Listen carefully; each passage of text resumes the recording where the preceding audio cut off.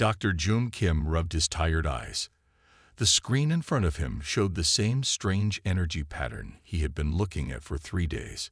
It was coming from Earth, but it did not make sense. Still at it, Jung. Director Hannah Lee stood in the doorway of his small lab on the lunar base. Her dark hair was pulled back tightly, and her face showed she was not happy. "Yes, Director. These readings are real. I checked them 10 times, Jung said. Hannah walked to his desk and looked at the screen. The pattern showed blue waves rising and falling across a map of Earth. The strongest signals came from places where few people lived: mountains, forests, and wildlands. The observers said they would share all their data with us, Hannah said. They never mentioned these signals. 5 years ago, humans had been shocked when the observers arrived.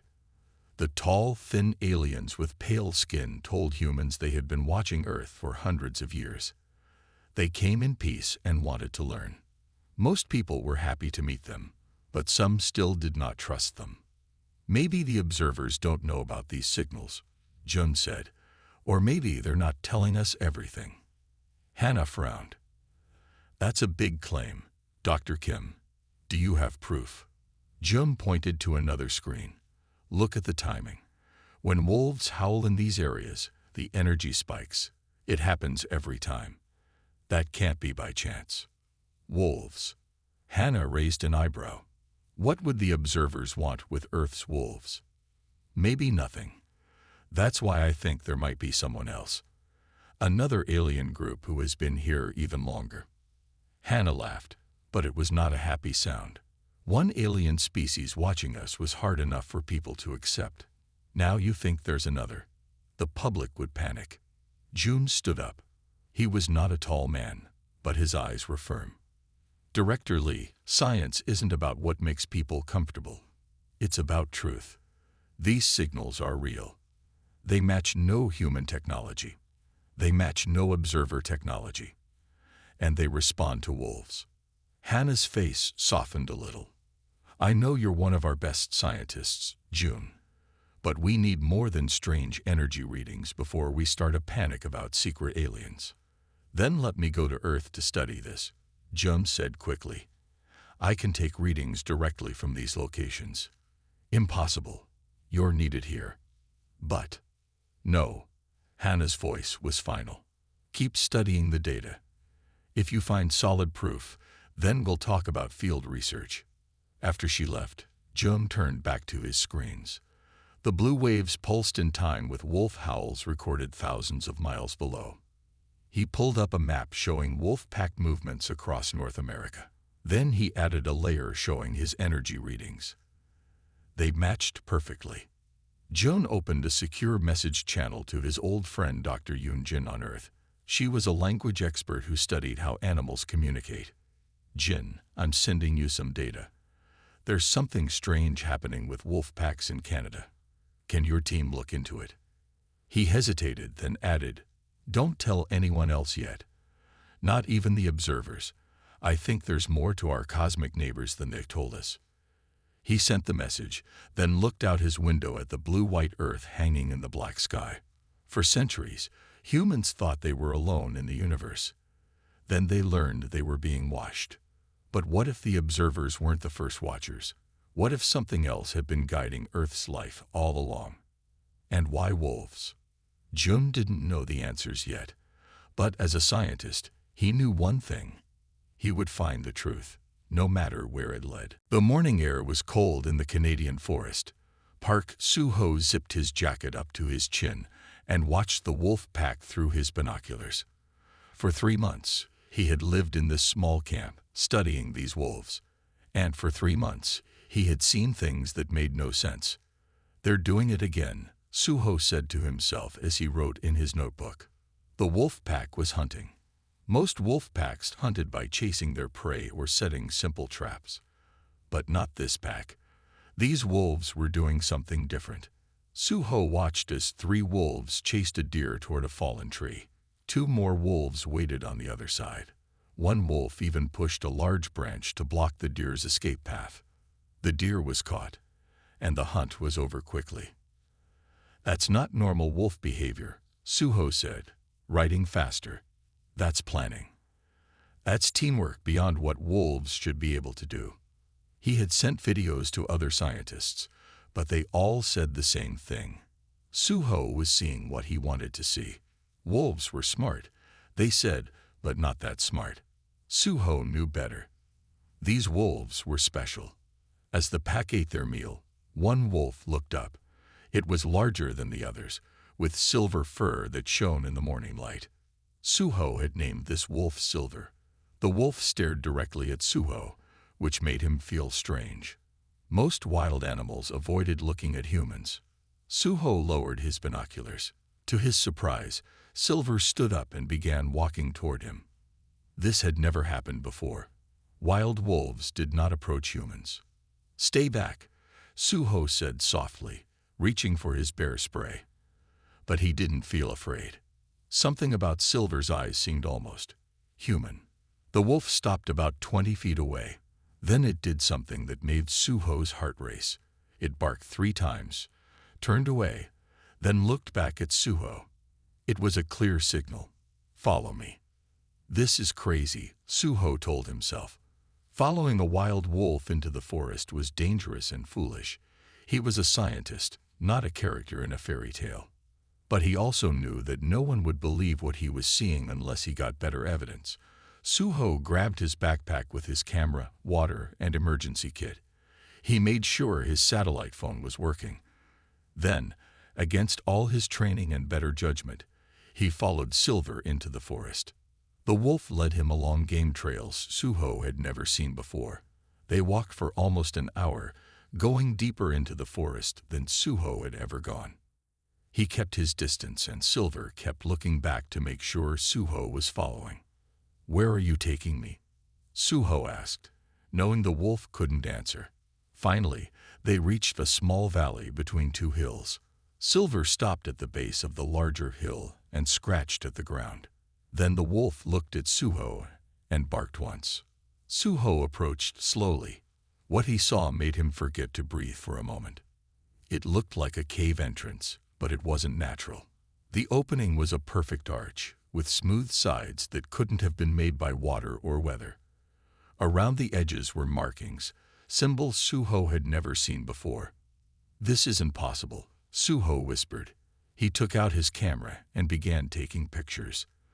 The symbols seemed to be arranged in patterns, almost like writing. Silver sat patiently, watching Suho work.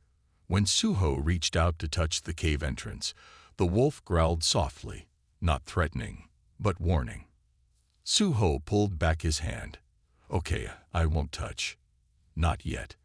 He took more pictures, then paused to send them to Dr. Yoon-jin, the linguist he had worked with on a previous project. If anyone could make sense of these symbols, it would be Jin. As he waited for his phone to send the images, Suho looked at Silver with new eyes. "What are you?" he asked the wolf. "And who made this place?"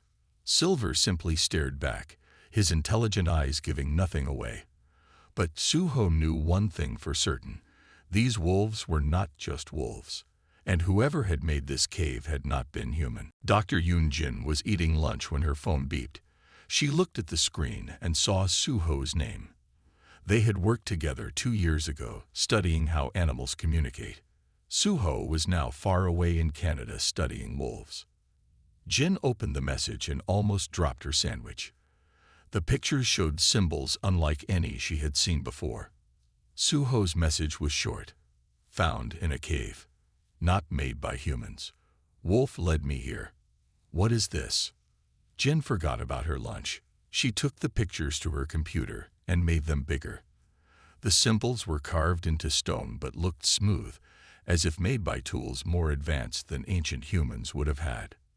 "This doesn't make sense," she said to herself. Her phone rang. It was a video call from Jun Kim. Jin knew Jun from university. He now worked on the moon studying space. "Jin, did you get my data about the wolves?" Jun asked. "Yes, and something strange is happening," Jin said. "I just got pictures from a biologist in Canada. Look." She held up Suho's pictures to her camera. Jum's eyes went wide. The cave where these were found is exactly where one of my energy signals is strongest, Jum said. This can't be a coincidence. Jin studied the symbols more closely. Wait, I've seen patterns like this before. She searched through her files and pulled up images of ancient cave paintings from around the world. Some were 30,000 years old. She put them side by side with Suho's pictures. Look at this. Cave paintings from France, South Africa, Australia, all showing the same thing, wolves and stars together, with marks that match some of these new symbols. Jun leaned closer to his camera. Are you saying these symbols have been on Earth for 30,000 years? I think so, Jin said. But no human civilization was advanced enough to make such perfect carvings back then. And why would the same symbols appear across the whole world? While they talked, Suho sent more pictures. The new images showed the inside of the cave. The walls were covered with the strange writing. In the middle of one wall was a large circle with lines pointing to smaller circles, like a map of stars. This looks like a star map, Jun said, but not of our solar system. Jin felt a chill. If the observers have been watching Earth for centuries, maybe these, whoever made these symbols, have been here for thousands of years. Suho sent a new message. Silver won't let me go deeper into the cave. Gets upset when I try. There's something important down there. Jin wrote back quickly. Be careful. We think these symbols are very old and not made by humans. Jun from the lunar base sees energy coming from where you are. Back on the moon, Jun checked his screens again. The energy readings from the cave in Canada were getting stronger, and something new was happening. Wolf packs across North America were moving, all heading in the same direction. Jin, something big is happening, Jun said. Wolf packs are gathering. They're moving like they have a plan. That's impossible, Jin said. Wolf packs don't work together like that. These do, Jun said, and I think they're responding to these energy signals. In Canada, Suho watched as more wolves joined Silver's pack. Within hours, over 30 wolves had gathered near the cave. They formed a circle and began to howl together. As they howled, the symbols on the cave wall began to glow with a soft blue light. Suho backed away, both scared and amazed. He held up his camera with shaking hands. Jun, you need to see this, he whispered into his phone. I think the wolves are activating something. The cave is waking up. The Earth Council chamber was silent as the observer named Taiwan stood to speak. He was tall and thin like all observers, with pale skin that seemed to glow under the lights. His eyes were large and dark, showing no emotion. 50 world leaders sat around the table, waiting. Director Hannah Lee sat next to the council president, her face tense. She had called this emergency meeting after seeing Jun's data and Suho's pictures. Honored council members, Taiwan said in his soft voice, we have not been honest with you. For this, we are sorry. The room filled with angry whispers. The observers had promised to share all their knowledge when they came to Earth 5 years ago. What have you hidden from us? The council president asked. Taiwan touched a small device on his wrist. A 3D map of Earth appeared in the air above the table. We told you we have studied Earth for centuries. This is true, but we did not tell you why. Taiwan pointed to the map, which now showed blue dots spread across the planet. We came because we detected these energy signatures. They are not natural. They are not human. And they are not ours. Then whose are they? Hannah asked. They belong to those we call the Watchers, Taiwan said. Another species that came to Earth long before us. The room erupted in shocked voices. Taiwan waited for quiet before continuing. We observers study from a distance. We watch, we learn, we never interfere. The Watchers are different. They do not just watch. They participate. The map changed to show the movement of wolf packs across the world. For reasons we do not understand, the Watchers have connected themselves to Earth's wolves. They have guided wolf evolution for thousands of years. That's impossible, one leader said. No species can guide evolution. Taiwan looked at the man with his large, dark eyes. Your own scientists have guided the evolution of dogs from wolves. The Watchers have done the same, but with more subtle methods over a much longer time. He touched his wrist device again. New images appeared, DNA sequences. This is wolf DNA from 50,000 years ago, found in ancient remains. This is wolf DNA from 30,000 years ago.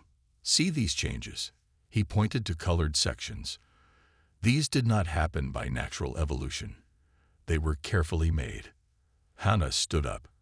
Are you saying these Watchers have been changing life on Earth for 50,000 years? Why? We do not know, Taiwan said. We have never met them. We only know they exist because we can detect their technology. They hide from us, just as they hide from you. But now something has changed, the council president said. The wolves are gathering. The hidden places are waking up. Taiwan nodded. Yes, for 50,000 years, the Watchers have been quiet. Now they are becoming active. We are concerned. Concerned about what? Hannah asked. Taiwan's face showed emotion for the first time. Worry. We fear they may be preparing for something. Something that made them change your wolves, guide your early human tribes, and hide their technology across your planet. A new message appeared on Hannah's tablet. It was from June on the moon. Director, wolf packs are howling worldwide at the same time. All the energy sites are active. Something big is happening. Hannah looked up at Taiwan. If you've never met these Watchers, how do we find them? How do we talk to them? Taiwan looked at the map, where blue lights were glowing brighter. I believe they are finding you now. Through the wolves. In Canada, Suho watched as Silver and the other wolves continued to howl. The cave entrance was now fully glowing, and the ground beneath his feet began to shake. The small wooden house sat alone on the mountainside. Sheep grazed in the fields around it, but strangely, no fence kept them in. Instead, wolves walked the edges of the flock. Inside the house, Minho looked out his window at the strange blue lights in the sky. He was not surprised. He had been waiting for this day all his life. Minho was not like other people. He lived alone with his sheep and his wolves. People from the nearby village thought he was strange, but they left him alone. His family had lived on this mountain for many generations. His grandfather had told him, "One day, the sky will glow blue. On that day, people will come to find you." That day had come. Minho could see a truck driving up the mountain road toward his house. He went outside to wait for it. The truck stopped, and 3 people got out. A small woman with short hair, a man in a clean white shirt, and another man with dirt on his clothes and a camera around his neck. "Are you Minho?" the woman asked. Minho nodded. "You are here because of the wolves." The woman looked surprised. "Yes. I'm Dr. Yoon Jin. This is Dr. Jum Kim and Park Suho. We need to talk to you about the wolves." Minho pointed to the fields where his wolves watched over his sheep. "My wolves." Suho stepped forward. "No, all wolves. Something strange is happening with wolves all over the world. They're gathering, acting in ways wolves shouldn't act." Minho smiled. "They are answering the call, just as my family said they would." The 3 visitors looked at each other. June took out a tablet and showed Minho pictures of the glowing cave and the strange symbols. "Do you know what these are?" June asked. Minho looked at the pictures and nodded. "The old writing. My grandfather taught me some of it." Jin gasped. "You can read these symbols. No one else on Earth can make sense of them." "Not all," Minho said. "Just some words. My family are bridge people. We bridge the gap between wolves and humans." He pointed to his eyes. "Look." The 3 scientists leaned closer. Minho's eyes were normal except for one thing. His pupils were not round. They were shaped like diamonds, like wolf eyes. I was born this way, Minho said. One in each generation of my family is born with wolf eyes. We hear the wolves. We speak to them. That's not possible, Jun said. Just then, a large gray wolf walked up to Minho. The scientist stepped back in fear, but Minho put his hand on the wolf's head. He looked into the wolf's eyes, and a strange sound came from his throat. Not quite human, not quite wolf. The wolf made a sound back. They seemed to be talking. Gray Sister says more humans are coming, Minho said. People in flying machines. They are scared. As if to prove his words, the sound of helicopters filled the air. 2 black military helicopters appeared over the mountain. The council sent them, Jin said, after the emergency meeting with the observer. Minho looked at the sky, and then back at the scientists. You should not fear the Watchers. They have protected humans since the first tribes. They chose wolves as their helpers because wolves were already friends to humans. You know about the Watchers? Suho asked in shock. Minho nodded. My family has always known. We keep their secret. We help them watch over humans. The helicopters landed in a field nearby. Soldiers jumped out, followed by Director Hannah Lee and the observer named Tadawon. Minho looked at them calmly. Then he turned to Jin, Jun, and Suho. Now it is time for all humans to know the truth. The Watchers have hidden long enough. The danger is too great now. What danger? Jun asked. Minho's strange eyes seemed to glow slightly blue.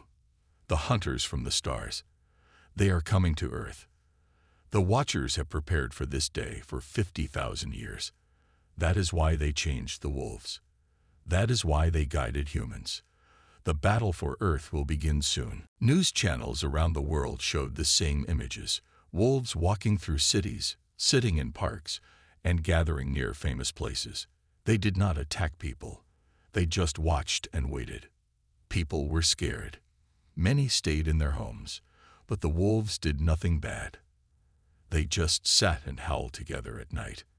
In a large military helicopter, Jun, Jin, Suho, Minho, Director Hana, and the observer Taiwan flew over Siberia. The land below was covered in snow and thick forests. Taiwan looked at a screen showing a map with a bright blue dot. That is the strongest signal on Earth, Taiwan said. If we find the Watchers anywhere, it will be there.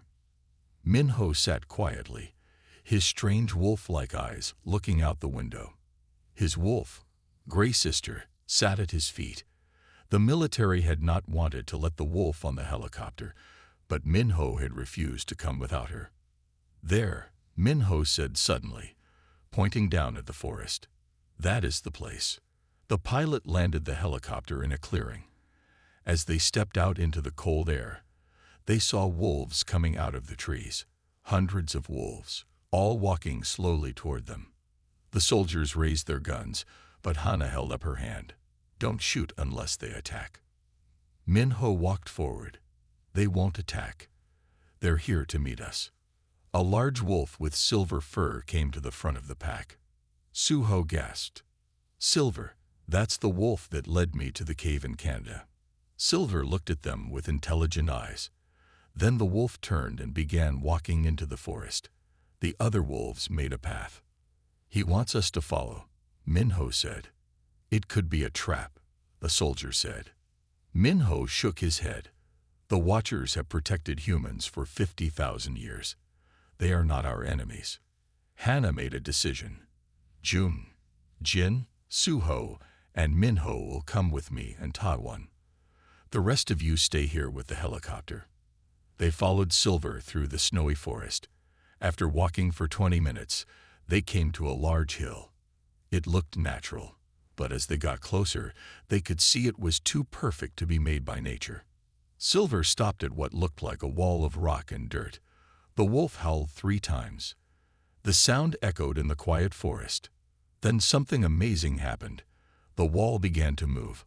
A large door, hidden to look like part of the hill, slowly opened. Blue light came from inside. A hidden base, Jun whispered. It's been here all along. Silver walked inside. Minho followed without fear. After a moment, the others went in too. Inside was a large room with walls made of a metal they had never seen before. Symbols like those in the Canadian cave covered the walls. The blue light came from these symbols. In the center of the room was a round table, and around the table stood 5 figures. They were tall, like humans but not quite human. Their skin was pale, and their eyes were like Minho's, with diamond-shaped pupils. They had high cheekbones and pointed ears. They looked powerful and ancient. One of them stepped forward. "I am Sungmin, leader of the Watchers on Earth. We welcome you to our home."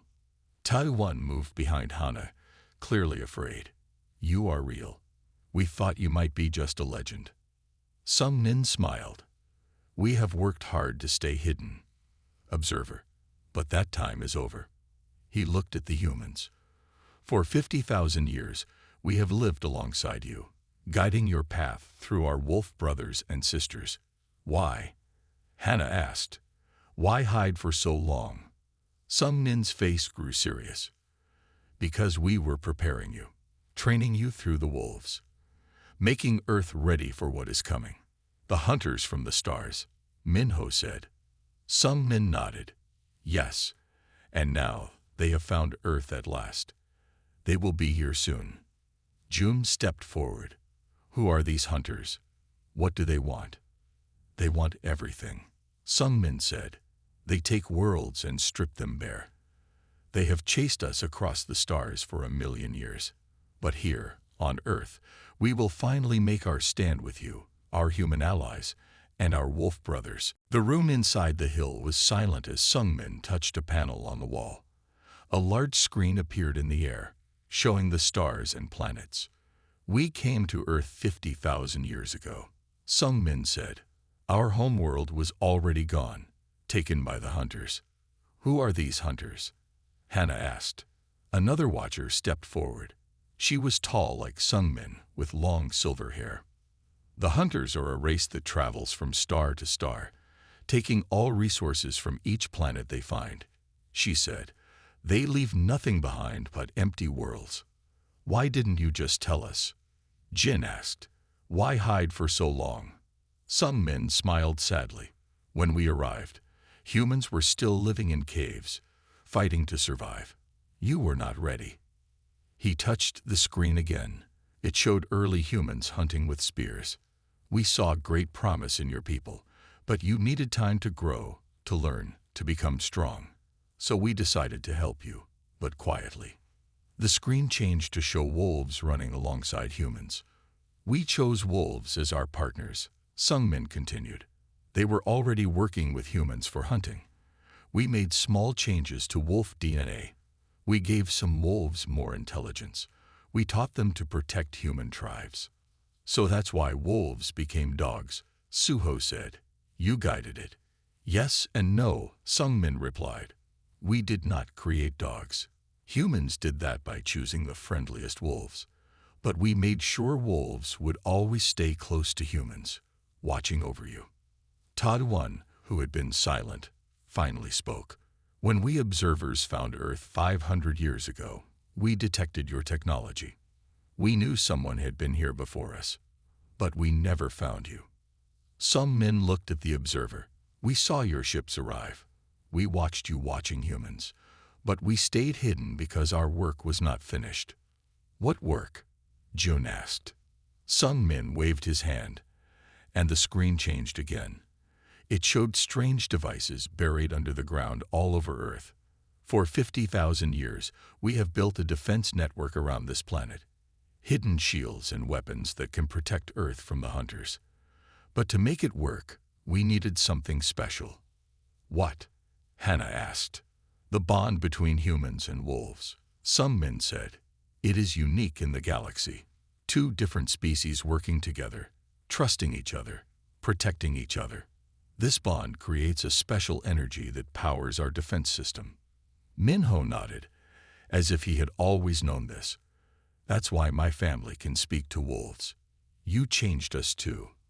"Only a little," some men said kindly. Some human families, like yours, agreed to help us.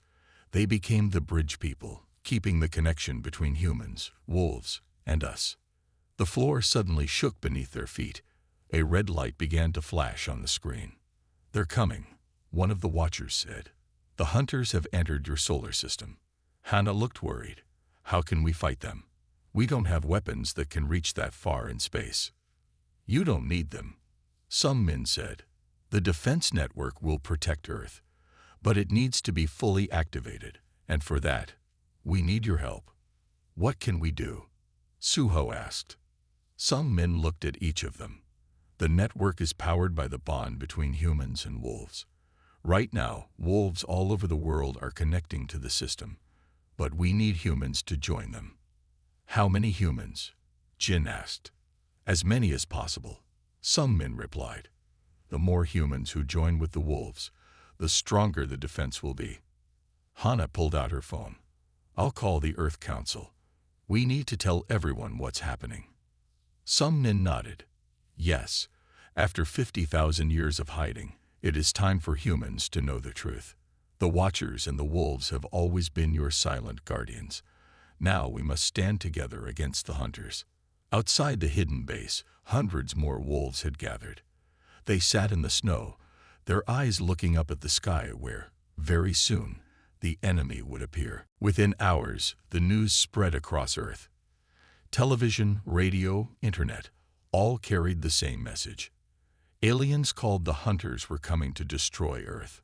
Everyone needed to find and stand with the wolves. At first, many people did not believe it, but when they saw the wolves gathering peacefully in their cities, when they saw the Watchers speaking on TV with their strange eyes and calm voices, they began to understand. Inside the hidden base in Siberia, some men showed the humans and Taiwan a large round room deep under the ground. In the center was a glowing blue circle on the floor. "This is the main control for the defense network," some men said. "From here, we can see everything." Above them, a 3D map showed Earth and the space around it. A red dot was moving toward Earth from beyond Mars. "The hunter's ship," some men said. "It is very large, large enough to hold thousands of their kind." "What do they look like?" Suho asked. One of the Watchers touched a panel. A new image appeared. A tall, thin creature with 4 arms and dark, shiny skin like a beetle. Its head had no eyes, just sensors that glowed red. "They are not like us," some men said. "They do not feel emotions as we do. They only want resources.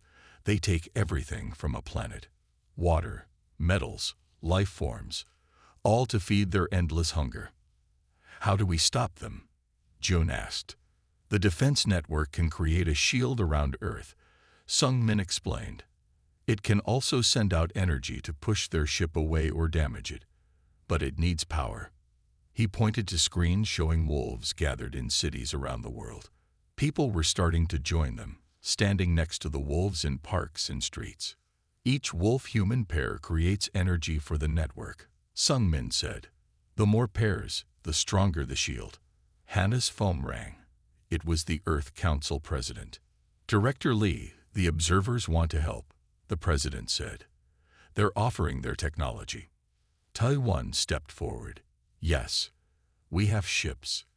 They are small, but they have weapons. We can fight the hunters in space while your shield protects the planet." Some men looked surprised. "You would fight for Earth? Why?" Taiwan stood straight. "We have watched humans for centuries. We have seen their art, their music, their kindness, and courage. Earth should not fall to the hunters." Outside the base, more helicopters were landing. World leaders were coming to see the control center and make plans. Jin looked at the map above them. The red dot was getting closer. "How much time do we have?" she asked. 3 days, some men said. "We must have the shield ready by then." On screens around the room, they could see people around the world now sitting with wolves in parks, on streets, in fields. The blue dots on the map were growing brighter. Minho sat with Gray's sister, his hand on her fur. "My grandfather told me this day would come. He said when humans and wolves stand together, no enemy can defeat them. Some men nodded. The hunters have destroyed 100 worlds, but they have never found a world where two different species evolved to protect each other. He looked at Minho. Humans and wolves are unique in the galaxy. Together, you are stronger than any single species. June was looking at data on a screen. The energy readings are growing. As more people join with the wolves, the power is increasing. But would it be enough? Jin wondered as she watched the red dot moving closer to Earth. The hunters had destroyed many worlds before. What made them think Earth would be different? As if reading her mind, Suho said, "The hunters have never faced a planet protected by both watchers and wolves, and they have never met humans." Some men smiled. Exactly. The hunters think Earth is just another world to take. They don't know what's waiting for them. Above them, the red dot continued to move closer. The storm was coming, and Earth had 3 days to prepare. The 3 days passed quickly. All over Earth, humans sat with wolves. Children played with wolf pups in parks. Old people stroked the fur of gray-muzzled wolves. The fear was gone, replaced by a sense of working together. In the control center under the Siberian hill, some men and the watchers worked without rest. Observer ships formed a line in space beyond the moon, and the hunter ship came closer and closer. "It will reach Earth in 1 hour," some men said. His face looked tired but determined. On the big screen, they could see the hunter ship clearly now. It was huge, like a city floating in space, dark and spiky, with red lights glowing along its sides. "Final check on the shield," some men said. One of the watchers looked at her screen. "Shield power at 89%. We need more." Hannah stepped forward. "What about the people in this room? Many of us haven't joined with wolves yet." Some men nodded. "Yes, it is time." Doors opened, and wolves walked into the control room. Each wolf went to stand by a human. Silver, the wolf from Canada, came to Suho.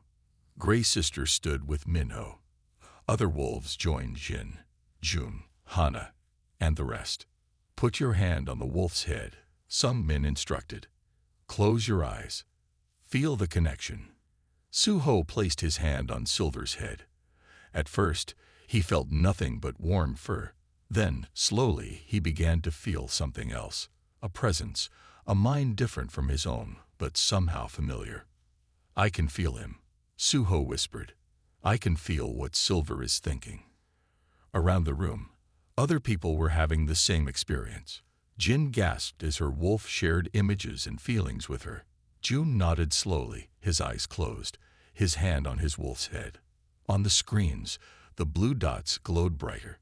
"Shield power now at 95%, a watcher reported. 98%, 99%, 100%. Shield is at full power." Above Earth, a blue light began to spread. It covered the planet like a giant bubble, shimmering and strong. The hunter ship slowed as it approached. Then a message came through in a harsh, mechanical voice. "This world is claimed for harvest. Surrender and be processed." Some men sent back a simple reply. "Earth is protected. Leave now." The hunter ship fired. A red beam shot toward Earth. It hit the blue shield and spread out, unable to break through. "They're testing the shield," some men said. "Now they will try harder." More red beams fired from the hunter ship. The shield glowed brighter where they hit, but held strong. Then small ships began to fly out from the big hunter ship, hundreds of them, heading toward Earth. Observer ships moving to intercept, Ta-1 reported. In space, the silver ships of the observers met the dark ships of the hunters. Lights flashed as they fired at each other. Some ships on both sides were hit and stopped moving. The hunter ships could not get through to Earth, but there were so many of them, and only a few observer ships. "We need more power," Sung Min said. "The shield is holding, but we must push them back." Minho stood up, Gray Sister by his side. "Tell all the wolves," he said. "Tell them to howl together." Some men looked at him, then nodded. He touched a panel and spoke. All wolves of Earth, howl now. Howl together. The message went out, and all across the planet, wolves lifted their heads and began to howl. Millions of wolves, from cities to forests to mountains, howled as one voice. The humans joined them, not howling, but adding their voices, singing, shouting, making noise together with the wolves. The sound traveled up through the air, through the shield, into space. On the screens, they could see something amazing happening. The blue shield was growing, pushing outward toward the hunter ships. Where it touched them, the hunter ships stopped working. "It's the sound," Jin said in wonder. "The sound of wolves and humans together. They can't stand it." The hunter ships began to retreat. The big ship turned and started moving away from Earth. Some men smiled. In all their travels, destroying worlds, they never found one where two species worked together like humans and wolves. They have no defense against that kind of bond. As the hunter ship disappeared into deep space, people and wolves across Earth celebrated together. After 50,000 years of secret preparation, the wolves of Earth had helped save humanity, and humans had learned they were never really alone. They had always had guardians, the silent watchers who raised the wolves.